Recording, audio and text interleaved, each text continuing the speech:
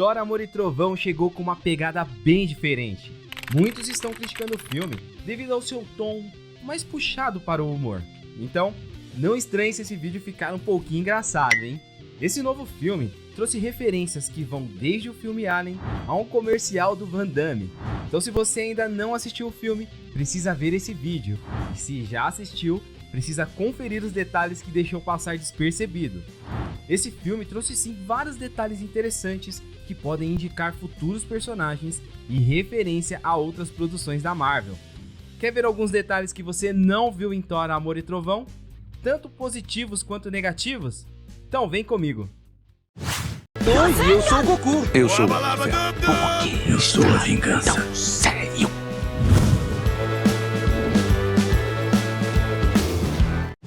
Fala galera, tudo bem? Assim como qualquer outro filme da Marvel, Thor, Amor e Trovão também nos trouxe diversas referências aos quadrinhos, séries, personagens, filmes e cultura pop. E eu te garanto, se faltou qualidade no filme, pelo menos sobraram referências e easter eggs, esses que valem a pena serem citados, pois eles podem agregar muito e até falar do futuro do UCM. Nepotismo? Um detalhe interessante para comentarmos logo no início é o elenco desse filme.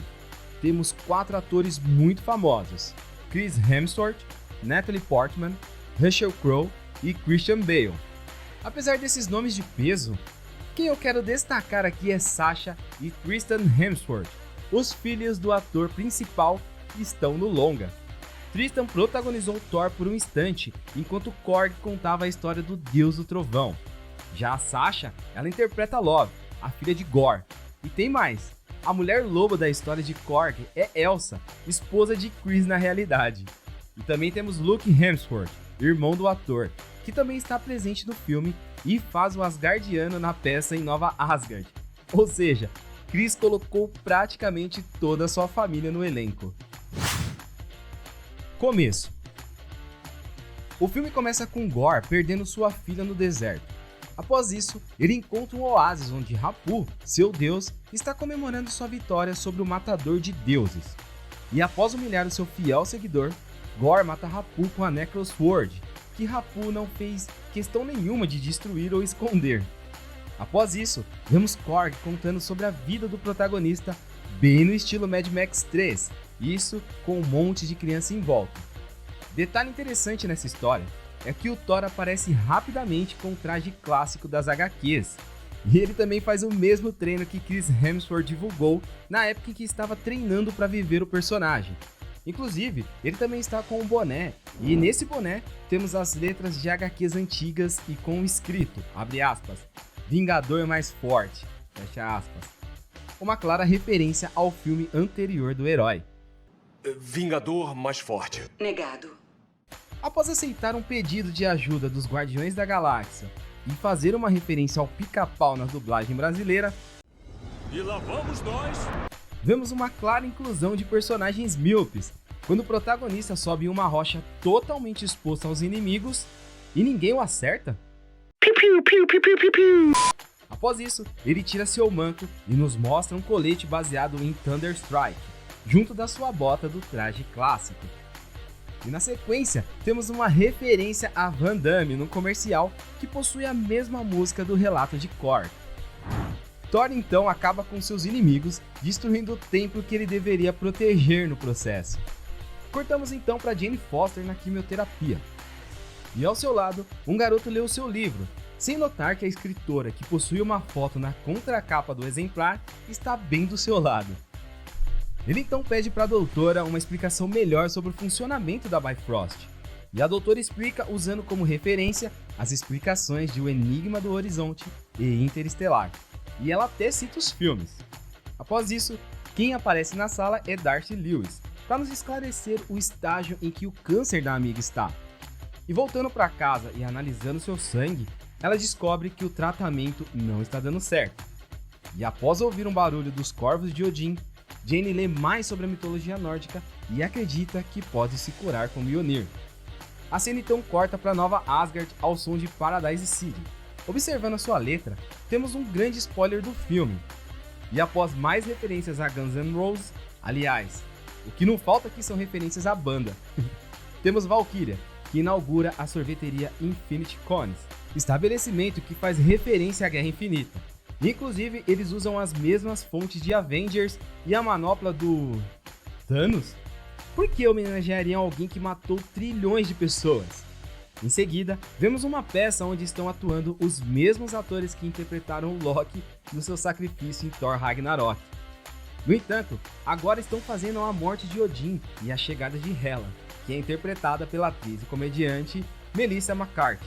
Posteriormente, vemos o time do Mjolnir despedaçado, e como ninguém era digno de levantá-lo, apenas fizeram um altar em sua volta, referência à conversa do elevador entre Thor, Steve e Tony em Vingadores Era de Ultron. Depois de todos saírem do local, deixando a doutora sozinha com a arma, ele começa a reagir à presença dela. E o porquê dele não ter feito isso quando todos estavam perto é a timidez, ou estava simplesmente triste, visto que seu antigo dono não foi visitá-lo, mesmo ficando 5 anos em Nova Asgard em Ultimato. E por falar no Deus do Trovão, o personagem está recebendo 2 cabras de presente por ajudar o povo. E um detalhe interessante aqui é que inicialmente as cabras não iriam berrar, até que o diretor viu um meme da Taylor Swift. E aí vocês viram como ficou no filme.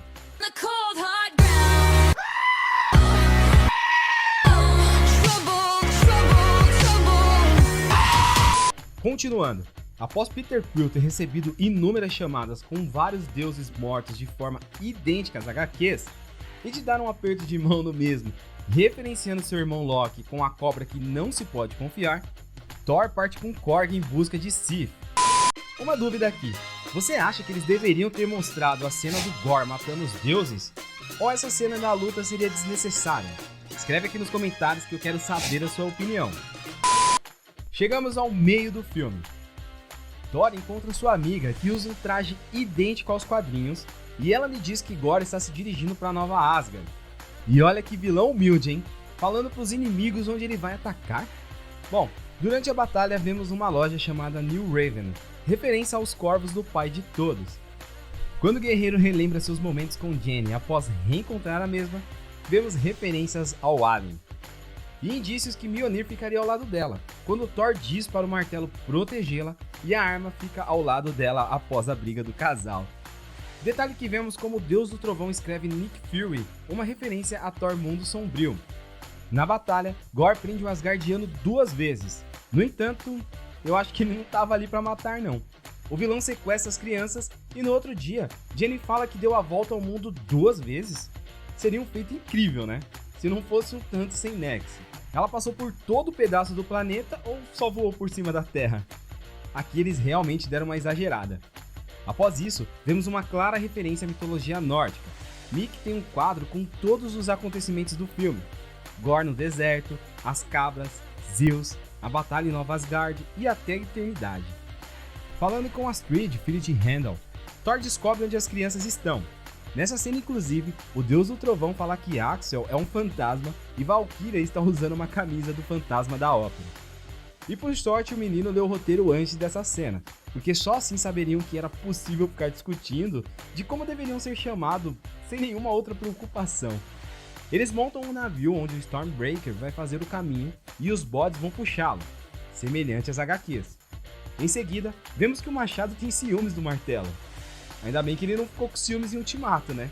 Bom, o grupo vai para a cidade da Onipotência, onde encontram diversos deuses, como Baal, deus dos pãezinhos chineses, uma clara referência a Baal da Pixar, a entidade dos Cronans sentado num trono cheio de tesouras. 2 referências aqui, a piada de pedra, papel e tesoura de Thor Ragnarok e o trono de Game of Thrones. E o que é estranho aqui é que o grupo se disfarça de deuses das emoções, com Valkyria se livrando deles sem ninguém perceber. O curioso é que seria muito mais fácil Thor, Deus do Trovão, filho de Odin, pedir uma audiência com urgência com Zeus. Além disso, Valkyria e Jenny planejam sair matando para roubar o raio de Zeus. Porém, não consideraram que isso poderia desencadear uma guerra e que o raio poderia ser inútil para aquela situação. Quando o Asgardiano vai falar com o Olimpiano e o mesmo prende e tira suas roupas, vemos algumas tatuagens em suas costas, como o elmo de Loki. E após uma luta contra os guardas do lugar, que sangram em dourado, a cor das divindades, Thor se irrita com Zeus ter atacado Korg e revita com um raio do mesmo, incapacitando o rei dos deuses. Eles roubam o relâmpago, e ninguém, incluindo os celestiais, se incomoda com alguém ter aparentemente matado uma divindade e ter fugido com sua arma? Bom, na verdade quem se importou com isso foi o próprio Zeus, né? Indo para onde o vilão está, vemos que o barco tem um letreiro igual do filme Cocktail e a Aegir na lateral, que é uma referência ao deus nórdico dos oceanos. Quando o grupo chega onde estava Gorr, temos uma referência à Viagem à Lua, a primeira produção de ficção científica que foi para os cinemas em 1902. E o lugar é todo preto e branco, o que lembra o reino sombrio dos quadrinhos. Ao chegarem lá, eles são emboscados pelo inimigo. E um detalhe interessante de Gorr: no início do longa, vemos suas tatuagens completas sem defeitos. E elas aparentemente eram de adoração, visto que ele fez questão de se mutilar para rasurá-las. E após a batalha, descobrimos que o Mjolnir está sugando a força vital de Jenny, o que também acontece com Gorr e a Necroespada. No Templo da Eternidade, Thor chega segurando a cabeça de um celestial que estava despencando. E esse lugar está cheio de estátuas que nos confirmam vários seres poderosos no CM, como Morte, Tribunal Vivo, Vigia e Infinity. O vilão então invoca suas criaturas para lutar contra o Deus do Trovão e pede a elas para irem lentamente na direção dos inimigos. Assim, dando tempo do Thor falar com as crianças e repassar-lhes seus poderes numa referência a Yggdrasil, a árvore que sustenta os 9 reinos. E quando será que ele aprendeu essa habilidade? Porque o guerreiro já passou por várias situações onde isso seria muito útil. Bom, a batalha final é o som de November Rain, e Jenny até acorda do hospital como Axel no clipe da música e salva Thor como Capitão América fez em Ultimato. Ela então fala que vai cuidar de Gorr, sendo que o Deus do Trovão, que já viveu milhares de anos e milhares de batalhas, não cuidaria? O filme inclusive nos mostra que ele luta desde bebê. Tudo isso para ser superado por alguém que começou a lutar há pouquíssimo tempo? No mínimo estranho. Thor e Jenny destroem a espada do vilão, que consegue passar pelo portal e encontra a Eternidade, que está muito semelhante aos quadrinhos. Ao ver que o Deus do Trovão prefere ficar com sua amada em seus últimos momentos a matá-lo, Gorr volta a acreditar nos deuses e pede para a Eternidade reviver sua filha e para o Asgardiano cuidar da menina. Essa que, quando vemos o seu reflexo na água, percebemos a clara semelhança com a personagem Singularidade. Detalhe interessante: Love morreu em um deserto e retornou em um lugar com muita água. Por fim, Thor cuida da garota e Korg acha seu par romântico, um cara chamado Dwayne. Uma clara referência a Dwayne Johnson, o The Rock, a pedra. Nas duas cenas pós-crédito, Zeus manda seu filho Hércules atrás daqueles que o humilharam e Jenny chega a Valhalla. Por morrer na batalha contra o câncer? Talvez, já que o próprio Deus do Trovão disse que para ir para Valhalla era necessário morrer durante a batalha. E a doutora não foi morta por Gorr. Bom, agora já chegamos ao final desse vídeo e eu conto com você. Então já deixa o seu like, pois juntar tantos detalhes assim, tanto positivos quanto negativos, dá muito trabalho. Aproveite também para se inscrever no canal e ativar o sininho das notificações para não perder novos conteúdos. Combinado? Um abraço e até a próxima!